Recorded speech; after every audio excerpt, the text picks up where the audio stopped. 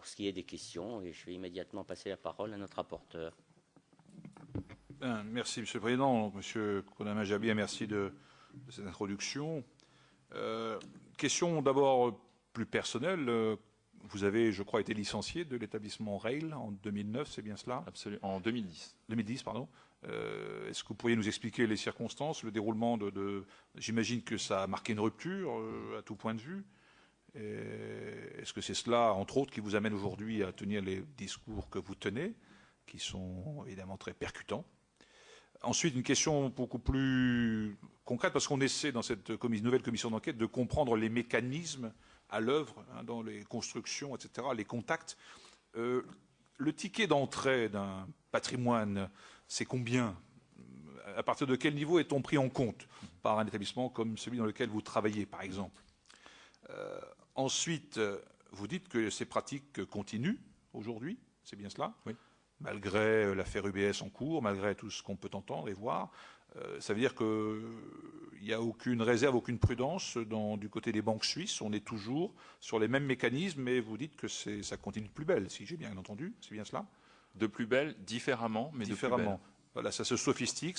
Vous pourriez illustrer très concrètement Je vais répondre très rapidement à vos deux premières questions avant de venir à la troisième, qui est un peu plus complexe dans sa réponse.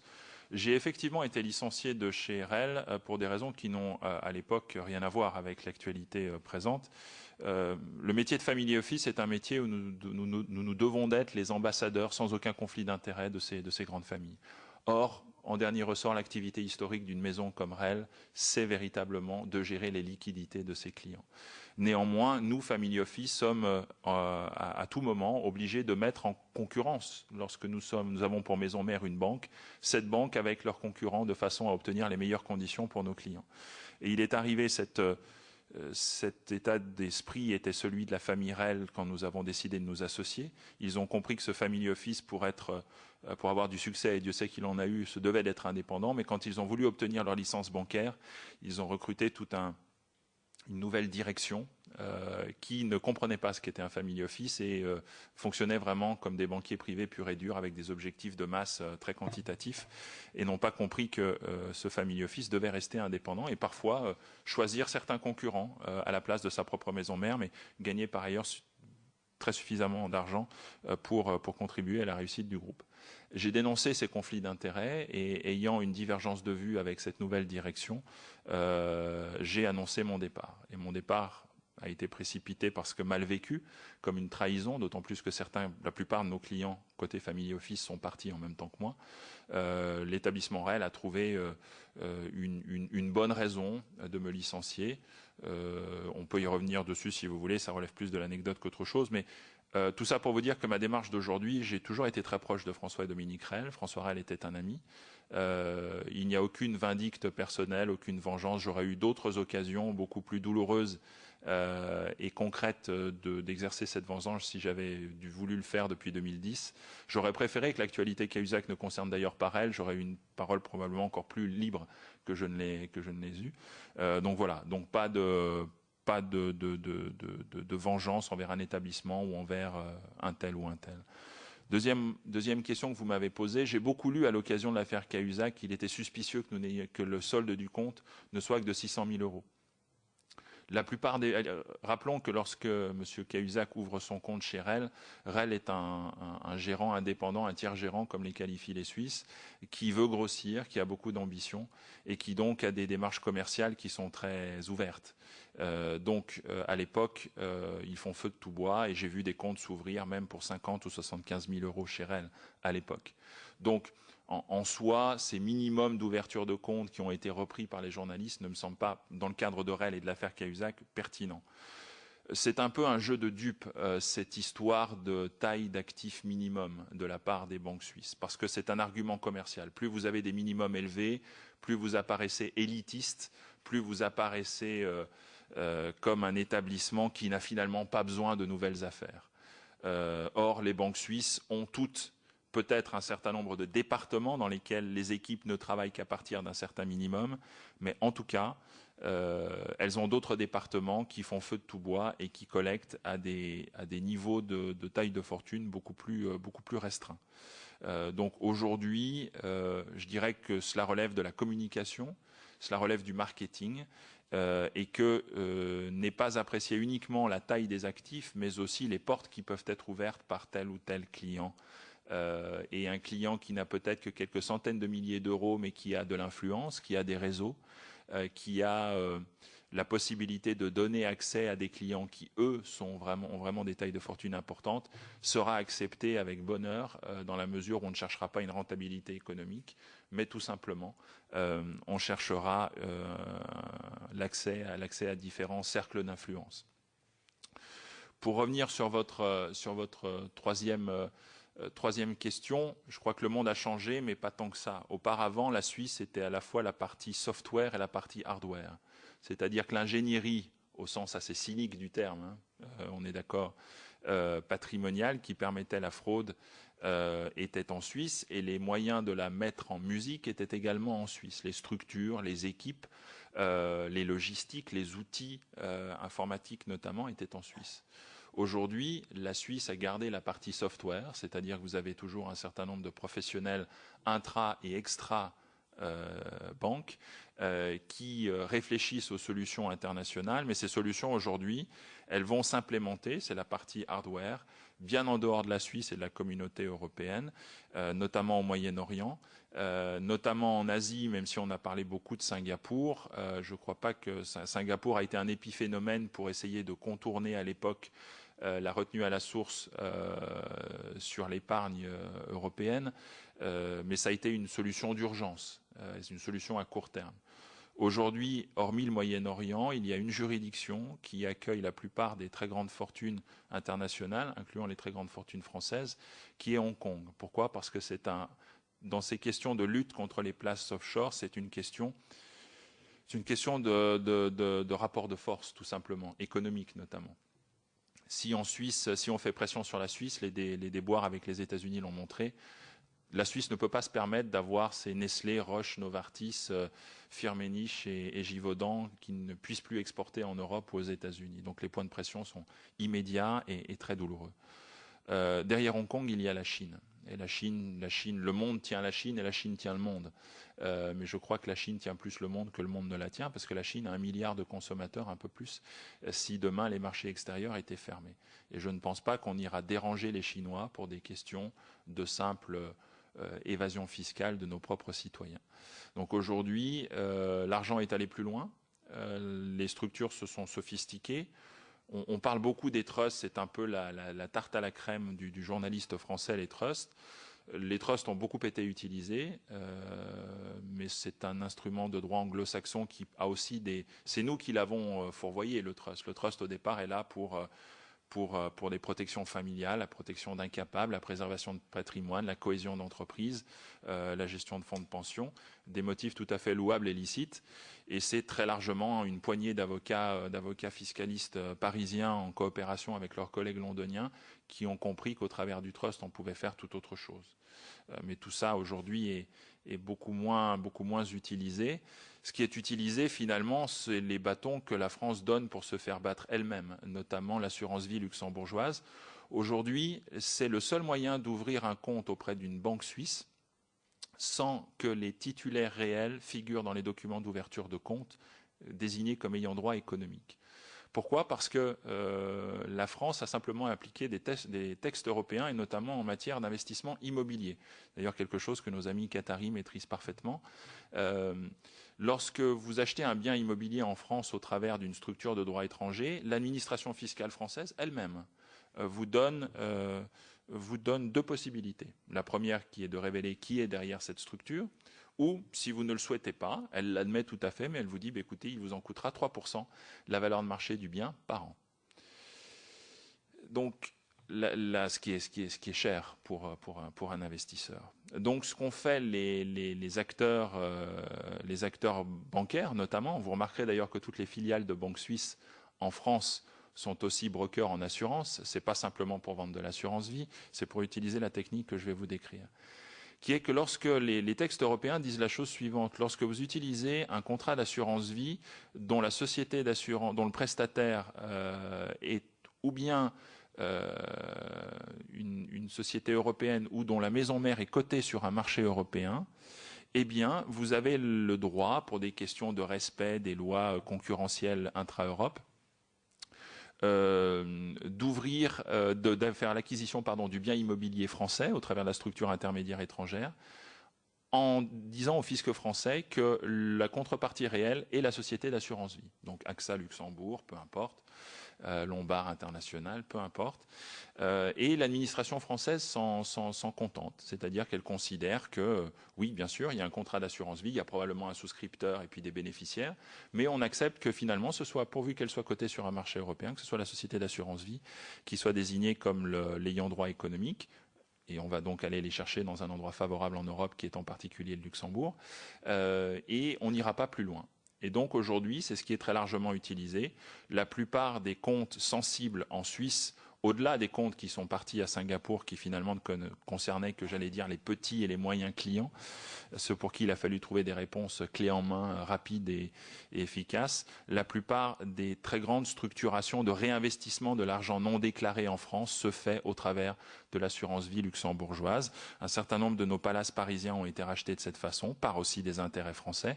Et la France croit toujours que ce sont des intérêts étrangers, mais derrière, ce sont des grands noms français qui, en apparence, fédèrent autour d'eux des investisseurs institutionnels, notamment luxembourgeois. On sait tous que les sociétés d'assurance investissent dans l'immobilier pour investir leurs primes. C'est donc cosmétiquement tout à fait cohérent.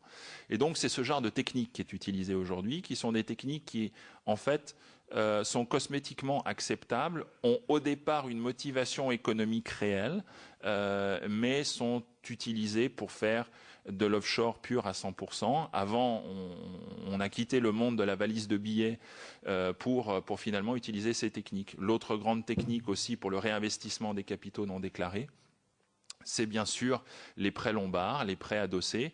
C'est une des grandes pratiques des banques françaises pour rapatrier l'argent de leurs clients non déclarés de Genève.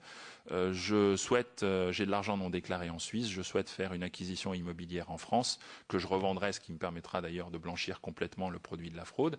Mais en tout cas, je peux vouloir aussi faire un investissement. En apparence, je sollicite un prêt auprès d'un établissement français ou un établissement étranger ayant une licence bancaire en France et habilité à octroyer des prêts. Officiellement, la banque se garantit par une hypothèque sur mon bien immobilier, fait une vague étude de solvabilité personnelle, prend de vagues hypothèques sur des biens complémentaires. Mais en réalité, la vraie garantie pour cette banque, c'est une garantie hors livre qui est donnée par la filiale suisse à sa maison mère parisienne. Il y a une double comptabilité, il y a une comptabilité parallèle, il y a des contrats parallèles que vous ne trouverez jamais auprès des banques françaises. Mais la banque française sait très bien que s'il y a un défaut sur le remboursement du prêt immobilier, eh bien c'est par exemple, je ne les prends pas parce que je les vise, mais on les cite purement à titre d'exemple, la filiale immobilière du groupe BNP Paribas qui s'appelle l'UCB à Genève, grâce aux équipes de BNP Paribas Genève, donne une garantie discrète à sa maison mère parisienne qui fait que s'il y a un problème, eh bien l'UCB ou BNP Paribas Genève n'aura même pas à rembourser la maison mère. La maison mère passera ça comme un prêt douteux, mais les actifs seront saisis et en plus de ça, ils seront saisis dans un endroit où la banque paye très peu d'impôts par rapport à la France. Donc c'est même presque une bonne nouvelle, si vous voulez, quand un client monte une opération comme celle-là et qu'il ne rembourse pas, parce qu'on se sert dans son portefeuille non déclaré. Et puis ça permet aussi à l'établissement français de ne pas nécessairement déclarer cette saisie de garantie et d'accumuler une trésorerie très gentiment en dehors de France. Donc voilà, donc aujourd'hui les techniques ont changé, elles se sont sophistiquées. On a simplement déplacé le curseur, on a monté le curseur un peu plus haut. Finalement, on ne fait peur qu'aux gens qui sont peu sophistiqués, mal conseillés. Les commissions de dégrisement, les cellules de dégrisement que nous avons mis en place, qui n'ont de dégrisement que le nom d'ailleurs, n'ont finalement attiré que les petits, Les gens qui d'ailleurs n'étaient souvent pas les acteurs, c'était plutôt des gens qui avaient hérité de choses dont ils ne savaient pas trop comment se dépêtrer finalement, et qui en particulier étaient aussi mal ou pas du tout conseillés. Non seulement l'argent, le vrai argent de la fraude est parti plus loin, mais il s'est opacifié. Mais on trouve toujours d'excellentes techniques pour le faire rentrer. On n'a plus besoin des porteurs de valises ou des banquiers sympathiques qui amènent 9 999 € pour ne pas être à 10 000 au passage des douanes. Ça continue pour rendre service, mais les choses se sont beaucoup sophistiquées. Donc voilà, le problème existe toujours, il est allé plus loin et il s'est opacifié, c'est tout. Les techniques que vous décrivez donc impliquent les banques, bien sûr, mais les marchés financiers également, d'autres opérateurs, d'autres acteurs financiers, puisque vous savez que notre commission porte sur cet aspect-là, les banques et acteurs financiers. Est-ce que ça les implique également? Les banques sont les premiers acteurs du système que je décris, c'est-à-dire que les banques ont développé en leur sein des équipes dites d'ingénierie patrimoniale qui suivent très très précisément ces questions-là et qui sont les premiers à recommander ces pratiques, à tel point que lorsque vous allez à Paris ou à Londres, mais en particulier à Paris, c'est toujours très amusant, aux différentes conférences dites de fiscalité, d'ingénierie patrimoniale ou de family office organisées par des sociétés françaises, monégasques ou anglo-saxonnes, la première chose qu'on vous dit dans les 5 premières minutes après avoir pris un café, c'est « rassurez-vous, on a qualifié la salle, il n'y a aucun représentant de l'administration, on est entre nous, on peut se parler ». Et ces conférences se tiennent dans un pourtour de 300 mètres de le noble lieu dans lequel nous trouvons. Et beaucoup des gens qui sont et dans le public et dans les intervenants de ces conférences sont les ingénieurs patrimoniaux des banques françaises ou des banques étrangères en France. Donc les banques sont les principaux acteurs. Ce sont elles qui vont chercher la valeur ajoutée aussi, là aussi également au sens cynique du terme, auprès des grands cabinets d'avocats ou des cabinets d'avocats plus obscurs à Paris. Et ce sont les banques qui fédèrent tous les professionnels nécessaires. Mais aujourd'hui, les banques ont compris qu'il y avait d'autres façons d'aider la fraude. Vous avez des classes d'actifs au-delà des marchés financiers qui sont très favorables parce que déjà, naturellement, peu taxés. Et en plus de ça, tout à fait tangible et tout à fait mobile. C'est notamment le cas du monde de l'art, c'est notamment effectivement le cas de l'immobilier, mais c'est pour ça que la plupart des grandes banques sur la place de Paris n'ont pas ouvert des départements art pour la beauté, parce qu'ils se sont réveillés avec un supplément d'âme esthétique un beau matin. C'est simplement que s'il y a bien un marché qui permet, avec d'autres, comme le marché des matières précieuses, le marché du diamant, de pouvoir mener une fraude à plus grande échelle et de façon beaucoup moins surveillée et régulée que sur les marchés financiers, c'est bien le monde de l'art. Et en plus, grâce à messieurs Fabrice Frères, ça n'entre même pas dans la base de calcul de l'ISF. C'est formidable. Mais c'est pour ça que le port franc de Genève, celui qui est en construction à Luxembourg et qui vient de s'ouvrir à Singapour, ont de beaux jours devant eux. Et là aussi, les banques, avec d'autres, mais en particulier les banques, sont très présentes. Dans quelques jours, jeudi s'ouvre une des plus grandes foires d'art d'Europe, qui est la foire d'art de Bâle, dont le sponsor principal, je vous le rappelle, est l'UBS. Oui, Monsieur le Président, avec votre permission, donc 2 questions avant de passer la parole à mes collègues. Est-ce que vous diriez qu'il existe un système européen de gestion des avoirs dissimulés qui impliquerait donc certains États, et par quel circuit financier passerait-il, si vous répondez par la positive? Et ensuite, vous avez évoqué la faute d'un système, beaucoup plus que celui d'un homme, à propos de l'affaire que vous avez évoquée. Vous avez évoqué donc des personnalités politiques de tous bords qui détenaient des comptes dissimulés. Comment avez-vous eu connaissance de cette situation? Alors, je vais commencer par votre deuxième question. J'ai eu connaissance de cette situation pour en avoir été le témoin direct. Différents de mes employeurs m'ont demandé d'apporter un conseil ou d'intervenir dans le cadre de dossiers où très clairement avaient été identifiés derrière un certain nombre de structures des personnalités politiques très directement ou des personnalités proches d'un certain nombre de partis politiques et agissant comme leur soutien financier.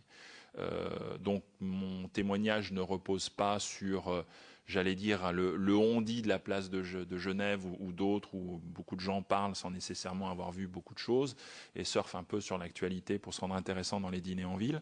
Mais cela repose sur la connaissance de dossiers très précis sur lesquels j'ai déjà eu l'occasion de m'entretenir avec les enquêteurs.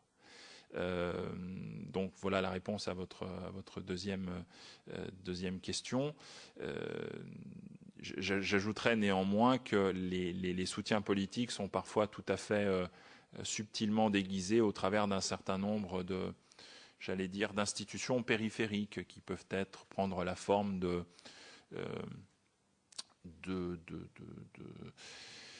cercles de réflexion, de cercles d'affaires mondains, je dirais, et qui sont en fait très opportunément utilisés pour servir d'intermédiaire aussi. Donc il n'y a pas que l'approche directe, il y a une approche indirecte. Pour répondre à votre première question, je crois que finalement, lorsque vous regardez les quelques affaires qui ont pu émerger, notamment en France depuis l'après-Deuxième Guerre mondiale, il est évident que parmi les plus grands utilisateurs de ces places ont été nos grandes entreprises qui ont utilisé ces structures, évidemment, pour gérer leur trésorerie, mais aussi parfois pour régler des commissions licites ou illicites sur un certain nombre de contrats. Nos services secrets également ont été très utilisateurs de ces structures pour la bonne cause quand il s'agissait de faire des règlements de pris d'otages pour leur libération. Et donc, il y a une maîtrise parfaite d'un certain nombre d'instances étatiques, des techniques de dissimulation. Et il est très facile, quand on a expérimenté ces techniques pour la bonne cause de la raison d'État, de les utiliser pour des raisons qui sont beaucoup moins publiques et beaucoup plus privées. Et ces circuits sont utilisés par la plupart des États européens, certainement. Je n'irai pas jusqu'à rentrer dans la théorie du complot avec des systèmes parallèles. On avait beaucoup parlé à l'époque de la fameuse chambre de compensation Clearstream, qui certainement, comme d'autres, a pu être utilisée. Mais aujourd'hui, on n'a pas besoin de ça. Vous avez chez les banques ce qu'on appelle, on a dit beaucoup de bêtises sur les dénominations de comptes. On a parlé de comptes omnibus, j'ai tout vu dans la presse française. Mais il y a néanmoins chez les banquiers ce qu'on appelle des comptes de passage. Les comptes de passage ne sont pas du tout ce qu'on a décrit.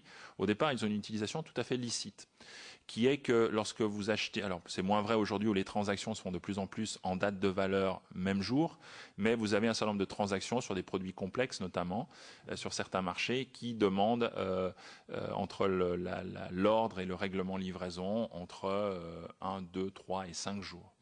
Et bien sûr, les banques font des pools d'ordres pour leurs différents clients. Et avant qu'il y ait un règlement livraison, elles ne peuvent pas affecter les transactions par portion à leurs différents clients. Elles sont donc obligées de booker temporairement ces transactions sur des comptes de passage dont le titulaire est la banque elle-même. C'est-à-dire que le banquier devient son propre banquier. Et puis, au bout de 3 jours ou 5 jours, on se doit d'affecter les différentes transactions au compte concerné. Et au départ, c'est une utilisation tout à fait licite de cette technique bancaire. Aujourd'hui, la quasi-totalité de ces comptes de passage sont utilisés pour permettre la dissimulation du trajet réel lors de la fermeture et de la réouverture de compte. Donc quand on propose à un client notamment de transformer ses avoirs détenus à titre personnel ou au travers d'une société ou d'un trust dans une assurance vie luxembourgeoise, comme je vous l'ai dit, quand des établissements comme REL, l'UBS ou d'autres ferment des comptes en Suisse pour les envoyer à Singapour, on n'a pas envie que l'émetteur sache qui est le récepteur et vice-versa. Et donc on utilise très largement ces comptes. On les utilise dans un certain nombre de juridictions pour brouiller encore plus les pistes. Et donc aujourd'hui, on a ces techniques qui sont très largement utilisées. Mais j'allais presque vous dire que, et là, j'ai pas du tout un point de vue de témoin, c'est un point de vue externe. Je suis encore sidéré de voir qu'on n'a vraiment pas besoin d'aller en Suisse pour faire tout ça. J'ai souvenir de lire un certain nombre de déclarations à propos d'une affaire dont je n'ai plus jamais entendu parler, qui était l'UIMM, où on a vu des millions d'euros sortir en liquide d'agences de banques françaises à Paris. Ce que vous ne pourriez plus faire aujourd'hui, même en Suisse. Est-ce qu'on a eu la moindre suite sur le fait que des sommes d'une telle ampleur ont été livrées en liquide, quelle que soit l'utilisation qui était présentée à l'époque? Je n'en ai pas souvenir. Et donc j'ai presque envie de vous dire, quand je vois les pratiques des banques françaises ici, parce que moi j'ai vécu, je suis désolé, je vais être un peu long, j'ai vécu une expérience assez incroyable. Je travaillais pour une famille britannique qui s'appelle la famille Hambro, qui est une grande famille britannique, banquier de la reine depuis de nombreuses générations. Et ces gens-là, du fait d'une dissension familiale, ont vendu leur banque à une banque qui s'appelle la Société Générale. Et j'ai vécu le changement de culture entre Hambros et la Société Générale, où on a demandé aux équipes de wealth planning d'aller dans toutes les régions, rencontrer ce qu'ils appelaient les CGIP, conseillers en gestion, c'est les gestionnaires de patrimoine indépendants, donc c'était un peu les conseillers fiscaux qui conseillaient les agences et les directions régionales. Et la Société Générale, elle le fait encore d'ailleurs, organise des joutes, c'est-à-dire qu'elle prend un cas d'école, et dans la salle, il y a un représentant de la Suisse, un représentant de Londres, un représentant de la Belgique, un représentant de Singapour, et chacun vient expliquer très tranquillement la façon dont il aurait aidé ce client à sortir ses actifs de France ou à protéger ses actifs. Et après, c'est un peu aux directeurs régionaux qui viennent de Lille, Bordeaux, Rennes, peu importe, finalement de voir qui a été un petit peu le plus convaincant. Les coordonnées de ces messieurs sont données et ensuite on explique que s'ils ont des clients qui ont ces besoins, surtout n'écrivez rien, surtout simplement organiser un rendez-vous opportunément de l'autre côté de la frontière, quelle qu'elle soit. Et voilà. Et donc, j'ai vécu notamment un grave incident entre M. Bouton et l'un de ses plus gros clients, à la fois entreprise et client privé, qui est la plus grande famille de distribution en France, qui organisait des choses à partir de SG Ambrose, et qui, quand elle s'est aperçue, contrairement à ce qui lui avait été promis par M. Bouton, que M. Bouton et ses équipes étaient totalement au courant de ce qui était fait au niveau trustal par cette famille, ont décidé de ne plus être client de la Société Générale, et la Société Générale a perdu son plus gros client privé et entreprise à cette occasion. Donc, si vous voulez, voilà, c'est un système qui est complètement généralisé. Encore une fois, je pense que les mesures qui sont considérées aujourd'hui, qui feraient en sorte qu'on fasse des comparaisons de comptabilité pour voir si éventuellement il y a des actifs qui sont dissimulés par les filiales étrangères des banques françaises, me semble d'une efficacité nulle vis-à-vis de ces pratiques qui sont indétectables par de simples moyens de comparaison comptable, d'essayer de réconcilier des masses sous gestion, parce que les techniques, il y en a plein d'autres, hormis celles que je vous ai décrites très brièvement aujourd'hui, ne seraient pas révélées par ces... Donc en fait, on ne fait que botter en touche pour l'instant. Merci beaucoup. Je vais passer la parole à Jean-Yves Lecomte. À titre personnel, je vous ai entendu expliquer ce qui est très intéressant sur le fait que les États eux-mêmes sont particulièrement connaisseurs de toutes les techniques d'optimisation. Et là, c'est plus de l'optimisation, c'est de l'opacité fiscale. Vous avez parlé de services de renseignement ou autres, vous avez parlé des différents bords de l'échiquier politique. Est-ce que les partis politiques, j'entends les partis politiques, pas les personnes elles-mêmes, pas les personnes physiques, sont aussi des évadés fiscaux? Absolument. Je vais vous signer une petite anecdote. Lorsque j'ai pris mes responsabilités à la direction de l'UMP en Suisse, nous étions juste avant l'élection présidentielle de 2007 et notre activité, parce que aussi c'est bon à rappeler, la communauté française de Suisse est faite de tout un tas de gens qui n'ont rien à voir avec le monde de la gestion de fortune, qui sont cuisiniers, serveurs, cadres, salariés, et c'est même la vaste majorité de cette communauté. Et donc, nous souhaitions accueillir des grandes personnalités UMP pour venir parler des sujets importants de la présidentielle à venir en 2007. Nous en avons accueilli un certain nombre, et dont messieurs Woerth et Devedjian. C'est la première fois que je les rencontrais. Plein de bonne volonté, nous leur avons proposé d'avoir des voitures qui les attendent à la gare de Genève. On nous a dit non, ces messieurs viennent en avion. On dit que ça ne tienne, on ira faire en sorte que des voitures les attendent pour les emmener sur le lieu de la première réunion publique. Et ces messieurs sont en fait arrivés dans l'avion privé d'un des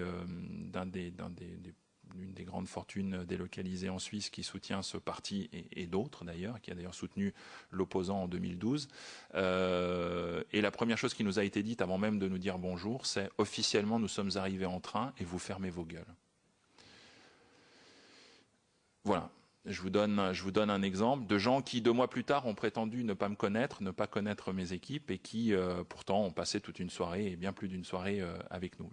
C'est purement un titre d'anecdote. Je viens à une réponse à votre question. Quand j'ai repris les rênes de l'UMP, j'ai eu droit à accès à toute la correspondance et à toutes les archives de l'UMP en Suisse, au travers des différents responsables politiques précédents. J'y ai vu des choses absolument aberrantes, scandaleuses. Et je m'en suis ouvert à l'époque à la personne qui représentait le Parti socialiste en Suisse. Et nous en sommes tous les deux venus à la conclusion, au-delà de nos différences de sensibilité, qu'il avait vu des choses tout à fait similaires de son côté.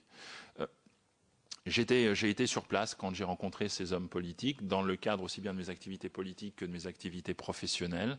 J'ai entendu leurs discours et il est évident que bon nombre de personnalités politiques qui au départ ont fait des choses à titre d'un enrichissement personnel ont ensuite mis à disposition les techniques qu'ils avaient créées pour eux-mêmes, à la disposition ou d'un certain nombre de leurs collègues ou à la disposition de leur parti.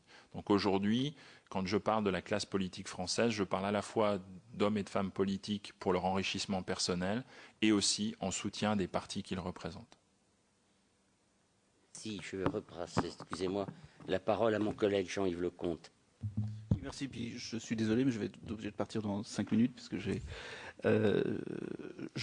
viens de vous écouter. Alors, je partage votre appréciation de la communauté française en Suisse. Vous avez dit des choses très, très graves sur la classe politique française en général. Vous avez dit tout à l'heure, c'est une réponse partielle à ma question, mais je voudrais préciser quand même la réponse, que vous en étiez ouvert aux enquêteurs, parce que ce que vous dites, vous dites je sais des choses, et tout ce que vous savez a été transmis à la justice. Quand vous parlez d'un représentant du Parti socialiste en Suisse, est-ce qu'on peut connaître le nom pour savoir si, parce que je veux dire, c'est logique quand on met en cause toute une classe politique de dire les choses jusqu'au bout et pas de simplement participer à la création d'une ambiance, parce qu'il faut aussi pouvoir donner les outils pour donner à la justice les moyens de sanctionner et de juger les délits. Et puis, au-delà de ce que vous nous décrivez sur le système, est-ce que vous pouvez donner rapidement aux responsables politiques qui sont là, malgré l'appréciation que vous faites globalement sur le monde politique, est-ce que la priorité, c'est l'harmonisation fiscale ou une autre régulation des opérateurs financiers ? Alors, pour répondre à votre première question, j'ai abordé pour l'instant avec les enquêteurs, que ce soit les différents services de la brigade financière ainsi que les douanes judiciaires, ainsi que le juge Van Ruynbeck et certains de ses collègues, l'examen très détaillé et documenté de pratiques. Je n'ai pour l'instant, pour des questions, j'espère que vous l'apprécierez, notamment de sécurité personnelle étant encore dans l'environnement suisse, pas fourni un certain nombre de noms. Néanmoins, j'ai rédigé un document avec en annexe toutes les pièces permettant de prouver de façon, vous avez raison de le rappeler, c'est important, de façon très tangible ce que j'avance. Tous ces documents et ces notes ont été consignés auprès d'une partie tiers. Ils seront destinés, le jour où je serai dans le bon environnement pour le faire, à être communiqués avec tous les éléments de preuve nécessaires pour qu'on ne soit pas dans la simple rumeur, mais qu'on soit vraiment dans des choses tout à fait tangibles. Voilà pour votre première question. Pour votre deuxième question, et là vraiment c'est un avis purement personnel, mais l'avis quand même de quelqu'un qui au quotidien parle. Heureusement aussi, il y a beaucoup de clients qui n'ont pas du tout de problématique d'argent non déclaré. Heureusement, il y en a encore, mais aussi à ceux qui en ont. Je crois que si nous avions, et je n'aborde pas du tout une partie politique plutôt qu'une autre, si nous avions un vrai courage politique en France, nous aurions dû comprendre depuis longtemps que le passé est le passé, nous ne pourrons jamais y revenir dessus. et qu'à force d'être dans le politiquement correct et de s'asseoir sur nos grandes pratiques, nos grands principes républicains, on en arrive à ne faire que des demi-mesures qui ne font qu'aggraver les problèmes. À mon avis, ce qu'il fallait faire, c'est avoir le courage politique de dire l'argent non déclaré est déjà sorti de France. Si nous continuons à aller dans le sens où nous allons, c'est exactement ce que je disais tout à l'heure, non seulement il ira plus loin, mais il ne fera que s'opacifier et nous ne rapatrierons finalement vraiment qu'à la marge cet argent. Je crois que ce qu'il fallait faire, c'est s'inspirer du modèle, non pas que ce pays m'inspire plus qu'un autre, mais il y a quand même quelques modèles intéressants, s'inspirer du scudo italien, faire en sorte de mettre en place un rapatriement sur une base anonyme, parce qu'aucun client, quelle que soit l'absence de pénalité, ne rapatrierait de fonds si le processus est un processus nominatif. Parce que dans la grande tradition française, tout le monde sait très bien que quelques années plus tard, d'autres problèmes arriveront. Donc pouvoir le faire sur une base anonyme, avec effectivement une pénalisation, c'est juste, mais une pénalisation qui ne soit pas confiscatoire. Mais par contre, pour réconcilier cet avantage finalement, qui pourrait être perçu comme un avantage indu à des gens qui ont été les fraudeurs, la vraie réponse, c'est de contraindre le réinvestissement de cet argent. Et je crois que ce qu'il aurait fallu dire, c'est que voilà, le deal est donnant-donnant. Vous rapatriez sur une base anonyme, avec des pénalités qu'on peut considérer comme acceptables, mais l'argent rapatrié devra forcément s'investir, pourquoi pas dans un grand emprunt d'État, émis spécialement à cette occasion, qui lui-même pourrait servir au financement de la vie publique française, à la création d'entreprises, à tous nos besoins publics.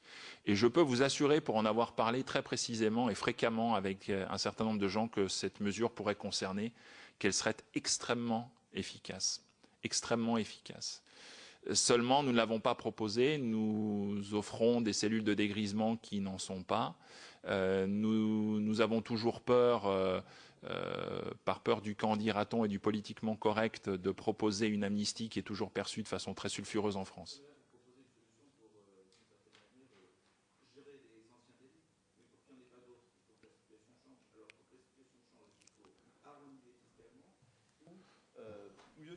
Mieux contrôler les opérateurs financiers.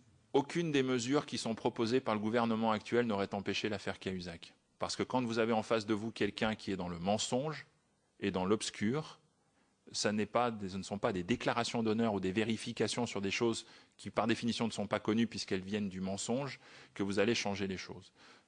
Mon opinion personnelle est qu'il serait peut-être temps qu'à l'occasion de cette affaire et de tout ce que nous vivons en France, nous puissions nous poser la question de savoir pourquoi, depuis 60 ans, chaque fois qu'un entrepreneur réussit, ou chaque fois pourquoi le premier réflexe est un réflexe de départ, ou est un réflexe de fraude. Il faudrait peut-être se demander pourquoi aujourd'hui, je n'excuse absolument pas les pratiques des politiques dont nous avons parlé, pourquoi dans la façon dont nous rémunérons, peut-être très mal et très bas, nos personnels politiques, dans la façon dont nous contraignons le financement des partis politiques, pourquoi finalement nous ne faisons que créer un système qui, et encore une fois mes propos ne sont pas des propos d'absolution, qui ne font qu'encourager les pratiques que nous remarquons. Donc le problème, c'est un problème de fond, c'est un problème, mais là on pourrait y passer des jours et nos gouvernements y passent des années. Ça n'est pas une harmonisation, si c'est en plus une harmonisation vers le haut, comme ça semble être le cas dans l'environnement européen, qui changera quoi que ce soit. Je crois qu'il y a une réflexion vraiment en amont sur l'intégralité du système fiscal français. Mais en tout cas, déjà résoudre le passé et de se dire que si on ne fait rien, l'argent ne rentrera pas. Alors autant être pragmatique et le faire revenir.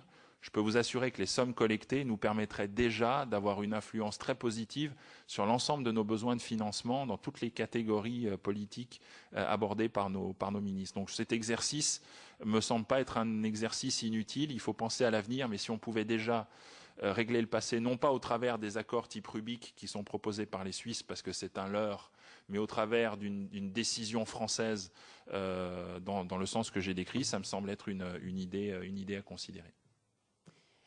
Merci beaucoup. Il nous reste 14 minutes. Alors, les dernières questions sont, comme je l'ai dit tout à l'heure, celles du rapporteur. J'en ai tout de même une petite. Je vous ai entendu dire tout à l'heure que, en fait, vous aviez préparé pour l'époque où vous seriez dans un environnement plus favorable, un certain nombre de renseignements et d'informations. Quelle est la nature de l'environnement défavorable que vous subissez à l'heure actuelle? L'environnement défavorable, il est très clair. Contrairement à M. Falciani, qui est intervenu hier de façon très hypocrite sur France 2, je n'ai pas de liste à proposer, je n'ai pas encore moins à vendre. Je n'ai pas un jugement moral sur l'ensemble des personnes dont nous avons parlé des pratiques aujourd'hui. Ma motivation depuis le début de mes interventions a été uniquement de dénoncer des gens qui n'ont même pas l'honnêteté morale de ne serait-ce que se taire face aux pratiques qu'ils appliquent à eux-mêmes. J'en veux simplement aux donneurs de leçons et aux moralisateurs dans l'environnement français qui sont les premiers acteurs du système qu'ils dénoncent dès qu'ils franchissent la frontière et feront preuve d'une schizophrénie totale. Et c'est donc ces pratiques-là, et uniquement ces pratiques-là, dans un acte citoyen désintéressé, que je dénoncerai, preuve à l'appui. La raison pour laquelle je ne le fais pas aujourd'hui sont liées à des raisons tout à fait personnelles et familiales. Ma situation actuelle est une situation très claire. C'est une situation de menace sur mon intégrité physique, sur celle de ma famille, d'un exercice systématique de décrédibilisation de ma personne à titre personnel et professionnel auprès de l'ensemble de mes interlocuteurs, mais ce sont surtout des menaces exprimées de façon très différente sur mon intégrité physique et celle de ma famille. Et donc, le jour où je pourrai efficacement ne plus me sentir, ou en tout cas beaucoup moins me sentir la possible victime de ces menaces, c'est le jour où je sortirai ces éléments. J'ai déjà une idée très précise des canaux par lesquels ça se fera, épistolaires et non épistolaires, mais cela se fera. Les dernières questions de notre rapporteur. Oui, après ces déclarations très très profondes et extrêmement graves, on va redescendre au niveau des chiffres sans être très long, puisque bon, on arrive au terme, mais c'est très important. Combien de comptes dissimulés correspondant à combien de personnes avez-vous pu identifier? Pour quel montant? Deuxième chiffre que je serais intéressé de connaître. Combien concernaient des hommes ou femmes exerçant des responsabilités politiques? Y a-t-il des ministres ayant exercé sous l'ancienne législature et sous l'actuelle? Et dernière question par rapport à la Suisse. Est-ce que vous pensez que l'État suisse peut conforter ses positions dans les négociations internationales difficiles sur le sujet à partir de la connaissance qu'elle a de certaines situations fiscales de responsables politiques étrangers? Et dernière question plus personnelle par rapport à ce que vous venez de dire sur le climat. Est-ce que vous bénéficiez de mesures de protection? Alors, je vais essayer de prendre vos questions l'une après l'autre. En termes de témoignages de situations d'actifs non déclarés que j'ai pu voir depuis 20 ans, je suis incapable de vous donner une statistique très précise, mais on parle certainement de plusieurs centaines de comptes dont les tailles allaient d'une centaine de milliers d'euros jusqu'à des montants pour un certain nombre de grands acteurs à des montants qui parfois, pas nécessairement sur un compte, mais si on parle de des relations bancaires non déclarées d'ensemble pouvaient être très largement dépasser le milliard d'euros pour certaines familles. Le nombre de situations politiques directes dont je peux témoigner représente à peu près une quinzaine d'individus, à l'intérieur desquels se trouvent des responsables politiques, ministres, et de la précédente et de l'actuelle majorité. Et, votre dernière question qui me concernait à titre personnel, je ne bénéficie aujourd'hui d'aucune mesure de protection. Je n'en ai pas demandé. J'arrive du TGV de Lausanne et j'en repartirai demain en fin de journée. C'est peut-être une erreur, c'est en tout cas ma situation actuelle. Et votre dernière question que j'oublie à l'instant, excusez-moi, concernant la Suisse. Est-ce que la Suisse peut profiter, entre guillemets, de cette connaissance La Suisse, si vous voulez, il ne faut pas oublier, en attendant nous, Français, à voir les choses en fonction de notre propre paradigme. Pour les Suisses, vous prenez l'affaire Cahuzac, un établissement comme Rel et compagnie, dans l'environnement suisse, Rel et compagnie n'a rien fait de mal. Rel et compagnie a violé toutes les lois françaises en matière de blanchiment de fraude fiscale, en matière de transport de cash sur le territoire français, en matière de démarchage illicite sur le territoire français, mais dans l'environnement suisse, ces établissements n'ont rien fait. Donc le seul problème des Suisses, c'est de ne pas trop mettre en cause des opérateurs qui sont parmi leurs plus gros contribuables et les plus gros employeurs de leur économie, tout en respectant aussi les intérêts des autres groupes industriels qui, eux, ont des intérêts complètement différents de celui des banques. La Suisse, c'est un animal avec deux moitiés de cerveau. L'industrie financière, pour qui l'harmonisation européenne notamment n'est pas une bonne chose, pour qui la transparence n'est pas une bonne chose, et au contraire le monde industriel, les Nestlé, Novartis et autres, qui veulent ces intégrations pour pouvoir vendre sans limitation et discrimination leurs produits. Donc c'est un pays qui est très schizophrène et où ces intérêts économiques s'entrechoquent en permanence. Donc pour la Suisse, si vous voulez, leur seul souci aujourd'hui n'est pas de se dire le secret bancaire était une mauvaise chose à titre moral. Oui, certains partis politiques le disent, mais très peu. C'est de dire comment est-ce qu'on sort de cette situation et d'un monde qui finalement a permis à nos banques de se construire depuis plusieurs générations.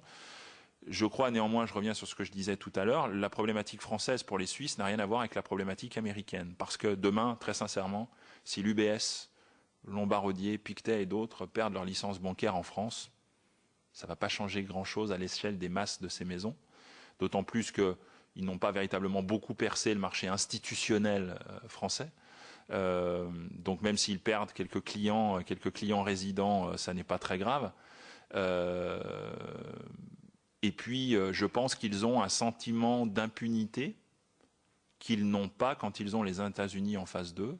Et mon analyse, née de mon expérience, est que si les Suisses se sentent un sentiment, peut-être pas d'impunité, mais en tout cas d'assez grand confort, c'est qu'ils savent très bien qui sont dans leurs livres. Oui, d'abord, grand merci, M. Kondama-Jabir, pour votre intervention. Ça me rappelle une émission de télévision d'il y a quelques années sur France 2 qui s'appelait L'heure de vérité. J'ai l'impression d'avoir vécu une heure de vérité utile.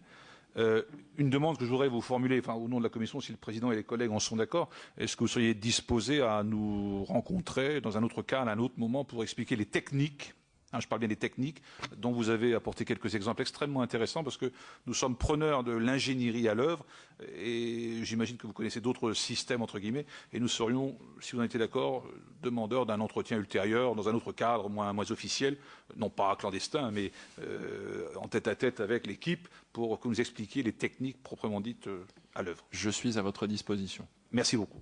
Je vous en prie. Merci. Nous avons terminé exactement dans l'horaire prévu. Compte tenu de la qualité de votre audition, je pense que toute la Commission sera d'accord avec moi pour souhaiter que votre environnement devienne beaucoup plus paisible et libère des informations qui nous auraient beaucoup intéressés. Je vous remercie.